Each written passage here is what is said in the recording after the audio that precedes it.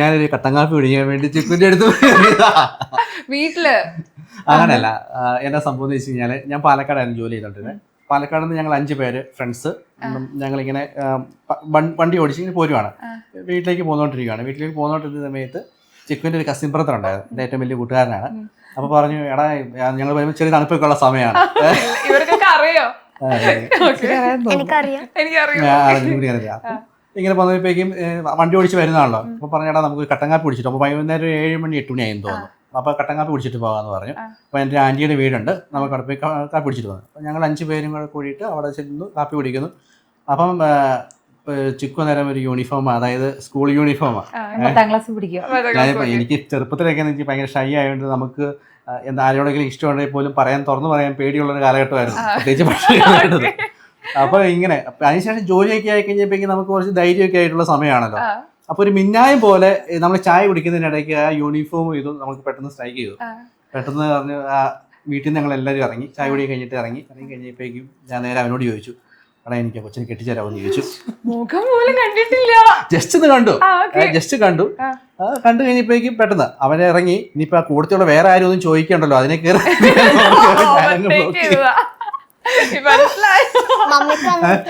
വേറെ ആളിനെ ഇഷ്ടാണോ ആയിരുന്നോ? അപ്പൊ അത് കഴിഞ്ഞപ്പോഴേക്കും അവനോട് ചോദിച്ചു. അന്നേരം അവൻ അമ്മിനും മില്ലും എടുക്കത്തില്ലോ, നീ എന്നാ പറ്റും, നീ എന്റെ ആന്റിയുടെ കൊച്ച അവര് കളി നടക്കത്തില്ല എന്ന് പറഞ്ഞു. അതങ്ങനെ ഒരു 1.5 വർഷ കാലഘട്ടം ഞാൻ അവനെ ഇട്ടിങ്ങനെ ശല്യം ചെയ്യുക. എടാ നീ ഒന്ന് പോയിട്ടൊന്ന് പറയാവോ എന്ന് ചോദിച്ചു. അങ്ങനെ ഒരു 1.5 വർഷം കഴിഞ്ഞപ്പോഴാന്ന് തോന്നുന്നു അവൻ, അന്ന് ചിക്കു SSLC എക്സാം കഴിഞ്ഞിട്ടിരിക്കുമായിരുന്നു, കഴിഞ്ഞിട്ടിരിക്കുന്നുള്ള സമയമാണ്. അപ്പൊ അത് കഴിഞ്ഞപ്പോഴേക്കും 1.5 വർഷം കഴിഞ്ഞപ്പോഴാണ് എങ്ങനെയോ ചേട്ടാനോട് ഇത് പറയുന്നത്, ഇങ്ങനെ പറയുവാണ്. അങ്ങനെ ഇങ്ങനെ ചോദിച്ചു. അന്നേരത്തേക്കും ചിക്കു എന്നെ കണ്ടിട്ട് കൂടിയില്ലല്ലോ. ചേട്ടായിക്ക് മമ്മീനെ പേടിയാ, മമ്മിയുടെ കസിനാ ചേട്ടായിക്ക് മമ്മീനെ പേടിയാ. പക്ഷെ ഇതെന്റെ അടുത്ത് പറയാൻ വേണം, കാരണം ഇച്ചാൻ നല്ലതായിട്ട് ഫോഴ്സ് ചെയ്തോണ്ടിരിക്കുകയാണല്ലോ. അതുകൊണ്ട് എന്നെ കെട്ടിയില്ലെങ്കിൽ തട്ടിക്കളയാലോ. ആ സമയത്ത് നമ്മൾ ഇങ്ങനെയുണ്ടല്ലോ, നമ്പറാണല്ലോ, നമ്പറായിരുന്നു പിന്നെയല്ല മനസ്സിലായേ. +2 പഠിച്ചോണ്ടിരുന്നപ്പോ ചേട്ടാ ഇത് പറയാനായിട്ട് ഒരു ദിവസം ചേട്ടാ ഇങ്ങനെ വീട്ടിൽ വന്ന് സ്റ്റേ ചെയ്യുന്ന ആളല്ല. ഒരു ദിവസം വീട്ടിൽ വന്ന് നിന്നു.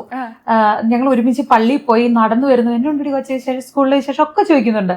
അപ്പൊ ഒരു പരിചയമില്ല, ചേട്ടാ അങ്ങനെയൊന്നും ഇത് ചെയ്യുന്ന ആളല്ല. ഇതന്നെ എനിക്ക് ഇങ്ങനെ അവസാനം വീടെത്താറായപ്പോഴേക്കും ഇങ്ങനെ ശ്വാസം മുട്ടി പെട്ടെന്ന് പറയില്ലേ, അത് എടിയാ നീ ഓർക്കുന്നുണ്ട് പണ്ട് എന്റെ കൂട്ടത്തിൽ വന്ന കൂട്ടുകാരെ നിനക്ക് അറിയത്തില്ല, എന്റെ കൂട്ടുകാർ ഇവരൊക്കെ എന്ന് പറഞ്ഞു. അപ്പൊ അതിന്റെ പ്രിൻസിനെ നീ അറിയുമെന്ന് ചോദിച്ചു. നീ കണ്ടായിരുന്നു എന്ന് ചോദിച്ചു. അറിയില്ല ചേട്ടാ ഏതാന്ന് ചോദിച്ചു. അങ്ങനെ പറഞ്ഞാണ് ചേട്ടാ ഈ സംഭവം ഇൻട്രൊഡ്യൂസ് ചെയ്യുന്നത്. നീ മമ്മിയുടെ അടുത്ത് ഇപ്പൊ പറയണ്ട കേട്ടോ എന്നൊക്കെ പറഞ്ഞിട്ട് അങ്ങനെ പറഞ്ഞത് സംഭവം. അത് കഴിഞ്ഞതിന് ശേഷം എന്നെ കണ്ടിട്ടില്ലല്ലോ. അത് കഴിഞ്ഞ ശേഷം എന്റെ നമ്പർ ചോദിച്ചു. അന്ന് എത്രയാണ് 2002 തോന്നുന്നു. ആ സമയത്ത് അന്ന് ഫോണുള്ള സമയമാണ്. ആ സമയത്ത് എന്നെ പരീക്ഷിക്കാൻ വേണ്ടി ഇവര് കൂടുതൽ പഠിക്കുന്ന എല്ലാവരും കൂടിയിട്ട് എന്റെ കൂട്ടുകാർ, അത് ഞാനിത് ഫ്രണ്ട്സിനോട് നമ്മള് പറയുമല്ലോ, നമ്മൾ ഫ്രണ്ട്സിനോട് പറയുമ്പോ അവര് പറഞ്ഞു അന്നത്തെ ബുദ്ധി എനിക്ക് നാണമാണ് ഇതൊക്കെ വിളിച്ചു പറയാൻ. അയ്യേ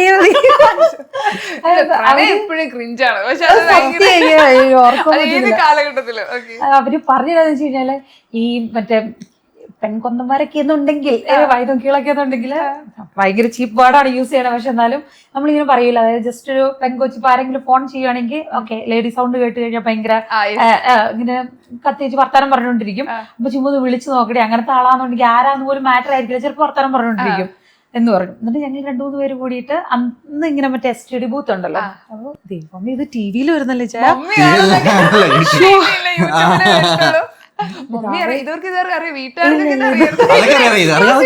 STD ബൂത്തിൽ നിന്ന് വിളിച്ചു തരുമെന്ന് അറിയത്തില്ല.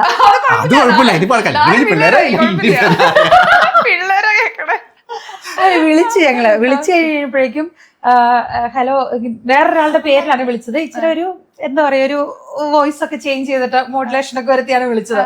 അവൻ വിളിച്ചു കഴിയുമ്പോഴേക്കും റോങ് നമ്പർ എന്ന് പറഞ്ഞിട്ട് ഒറ്റ ഭാഗ്യമല്ല 0485 എന്നുള്ള കോഡ് ഞാൻ എന്റെ മൊബൈലിനകത്ത് കണ്ടായിരുന്നു. അപ്പൊ എനിക്കറിയാം 0485 എന്ന് പറയുമ്പോൾ ഈ സാധനം എവിടുന്ന വരുന്നുള്ളത് നമുക്കറിയാലോ. അങ്ങനെ വരുന്നത്. അപ്പൊ ഞാൻ അവിടെ നമ്മൾ നല്ല വെള്ളം കളിക്കാവുന്ന ഒരു സംഭവമാണ്. പക്ഷെ അത് അറിയത്തില്ല. കൂട്ടുകാർ അയ്യോ എന്തെല്ലാം മനുഷ്യരുടെ നല്ല ചേട്ടൻ, നീ എന്തിനാ ഇത്രയും നല്ല സ്വഭാവമുള്ള അതൊക്കെ പറഞ്ഞ് പിന്നെ അവര് കൂട്ടത്തിലുള്ള കൂടുതൽ സ്റ്റുഡൻസ് അല്ലെ കൂട്ടുകാരുണ്ടായിരുന്നു. അവര് പറഞ്ഞു. അപ്പൊ അത് കഴിഞ്ഞ ശേഷം പിന്നെ എന്നെ കണ്ടിട്ടില്ലോ. പിന്നെ ഒരു പ്രാവശ്യം ഇങ്ങനെ സ്കൂള് ഞാൻ അത് കഴിഞ്ഞ ശേഷം ഞാൻ കോയമ്പത്തൂർ ഈ തിരുനെൽവേലിയിലായിരുന്നു ജോലി ചെയ്തിരുന്നത്. തിരുനെൽവേലിയിൽ ഇന്ന് നേരെ വരുവാണ്. എനിക്ക് കാണാൻ പറ്റുന്നത് ചിക്കുവൊക്കെ 8:15 ആകുമ്പോഴേക്കും ബസ് ഇറങ്ങിയിട്ട് കോതമംഗലത്ത് നേരെ ഓപ്പോസിറ്റ് ഒന്ന് ക്രോസ് ചെയ്യുന്നൊരു ടൈമുണ്ട്. ആ ടൈമിൽ കാണാൻ പറ്റുന്നത്. അപ്പം ഞാൻ തിരുനെൽവേലിയിൽ നിന്ന് തലേദിവസം വന്ന് ഹോട്ടലിൽ റൂം എടുത്ത് കോതമംഗലത്ത് നിന്ന് ഈ ക്രോസ് ചെയ്യുന്ന സമയത്ത് ഓപ്പോസിറ്റ് നിന്നൊന്ന് കാണിച്ചു. മുഖം കാണാൻ വേണ്ടി മാത്രം അത്രയും ദൂരെ വന്ന് നിന്ന് പോയിട്ടൊക്കെ ഉണ്ട്. അത് കഴിഞ്ഞ ശേഷം പിന്നെ വിളിക്കാനൊന്നും പറ്റത്തില്ലല്ലോ. പിന്നെ ചിക്കുന്റെ വീട്ടിൽ പിന്നെ ഫോണൊക്കെ ലോക്കാണ്. ലാൻഡ് ലൈനൊക്കെ കീ അതെല്ലാം ഇട്ട് അങ്ങനെയൊക്കെ ഫുൾ പ്രൊട്ടക്ഷനെ വളർത്തിക്കൊണ്ട് വന്നതാണ്. നമ്മൾ പൊക്കി കസിന്റെ കൊടുത്ത് ചായ കുടിക്കാൻ വന്നു. സീനായിരുന്നു.